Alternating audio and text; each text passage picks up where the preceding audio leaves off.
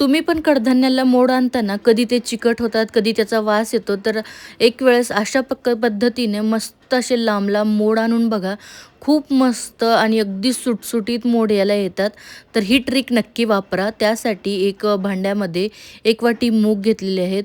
मुगाला 2 वेळेस स्वच्छ धुवून घ्यायचं. इकडं मटकी पण मी 2 वेळेस पाण्याने स्वच्छ धुवून घेतली आहे. आता यामध्ये भरपूर पाणी टाकायचं आहे आणि एक 7 ते 8 तास याला असंच साईडला ठेवून छान असं भिजू द्यायचं आहे. 7 ते 8 तासानंतर तुम्ही बघू शकताय मटकी आणि मूग मस्त असे भिजलेले आहेत. आता याला चाळणीमध्ये काढून घ्यायचं. खाली एक भांडं ठेवायचं म्हणजे एक्स्ट्राचं जे पाणी असतं ते निघून जातं आणि दोन्हीलाही ओल्या रुमालाने छान असं झाकून घ्यायचं आहे आणि वरून पाण्याचा शिंतोडा द्यायचा आहे. व्यवस्थित असं पॅक झाकून ठेवायचं. 24 तास याला साईडला ठेवून द्यायचं. 24 तासानंतर तुम्ही बघू शकताय आपल्या मुगाला किती लांब-लांब आणि मस्त असे मोड आलेत आणि बिलकुल चिकट झालेले नाही आहेत. अगदी मोकळे-मोकळे मोड याला आलेले आहेत आणि भरपूर लांब-लांब मोड येतात. मटकीचेही तुम्हाला मी दाखवते. बघा खाली एक्स्ट्राचं पाणी गळून आलेलं आहे आणि मोड बघा किती मस्त आलेले आहेत. अगदी लांब-लांब मोड याला आलेले आहेत.